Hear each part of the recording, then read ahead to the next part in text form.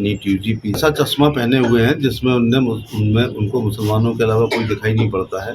और औरंगजेब को अगर वो महान कहते हैं तो फिर घटिया शब्द किसके लिए इस्तेमाल होगा। औरंगजेब कट्टर सुन्नी था, कट्टर मुसलमानों के लिए वो अच्छा है कि वो अपनी टोपी अपने हाथ से बनाता था, सुबह बाजार में बिकती थी, उसके पैसे से वैलिड इनकम से खाना खाता था, वो दूसरा पक्ष है। लेकिन उसको ऐसा होना चाहिए था जिस बादशाह को जिसको हिंदू मुस्लिम सिख ईसाई सब एक से दिखाई पड़ने चाहिए थे। तो गुरु तेग बहादुर जी की निर्मम हत्या उसके कार्यकाल में हुई है, इसलिए हम उसको महान नहीं कह सकते हैं। और तलवार की नोक से लाखों हिंदुओं को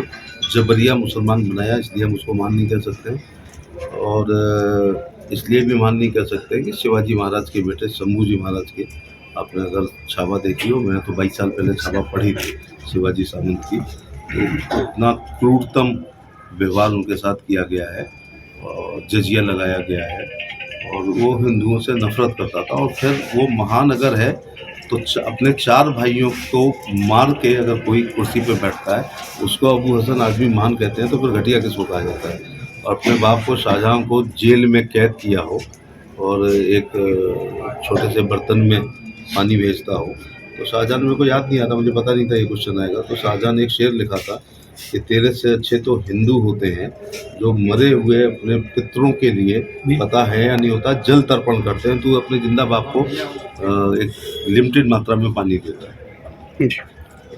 तो वो महान नहीं है। लेकिन ये सब मुसलमान वोटों के तुष्टीकरण, ध्रुवीकरण, एकत्रीकरण, तो एक होड़ लगी है एक्चुअली। क्या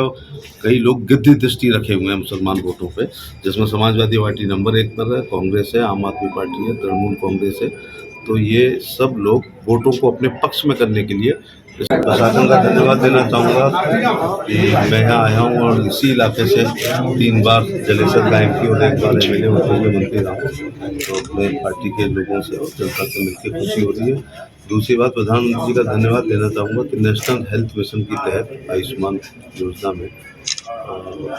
यहाँ पर एक ब्लॉक जो पैथोलॉजी का है, आजकल नब्ज देख करके कोई भी डॉक्टर प्रिस्क्रिप्शन नहीं देता है, चाहे वो एमएस हो या एमडी हो, वो पैथोलॉजिकल टेस्ट कराते हैं। बाज़ार में पैथोलॉजिकल टेस्ट बहुत महंगे हैं, इसलिए यहाँ सीएससी पर ये पैथोलॉजी का उद्घाटन हुआ और लगभग हर प्रकार के, बहुत कोई रेयर है उसको छोड़ के लिपिड प्रोफाइल वगैरह सब यहाँ पर होगा, तो उससे प्राइवेट में जाने वाला पैसा बचेगा और इलाज कराना आसान होगा। मैं आपकी चैनल्स के माध्यम से टूंडला और उसके आसपास की जनता से अनुरोध करना चाहूँगा कि जब भी वो बल तो सर्वे भवन्तु सुखना, तो वो हो नहीं पा रहा है, अब काफ़ी भवन्तु दुखना हो रहे हैं, तो वो लोग आकर के हमारे सरकारी एसएन मेडिकल कॉलेज हो, फैजाबाद का मेडिकल कॉलेज हो, जिला अस्पताल हो, उनमें नरेंद्र मोदी जी ने इतना बजट दिया है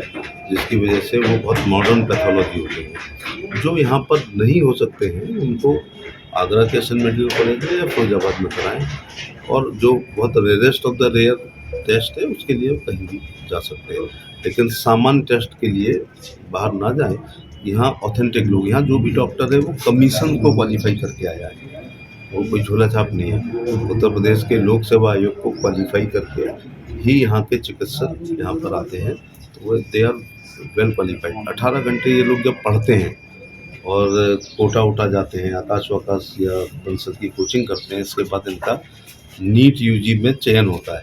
फिर ये 5 साल पढ़ते हैं, तब ये एमबीबीएस करते हैं, फिर 1 आध साल इंटर्नशिप में इनको रगड़ा जाता है, फिर एबीसीडी शुरू करते हैं, लगभग 2 साल 18, 17, 16, 19, 20 घंटे सतत अध्ययन करते हैं, तब नीट पीजी में होता है। इसके बाद JR1 में ये 72 घंटे 48 घंटे की ड्यूटी रहती है, सोते नहीं है, नहाते नहीं है, खाना नहीं मिलता है, तब जा कर के ये आपको देखते हैं।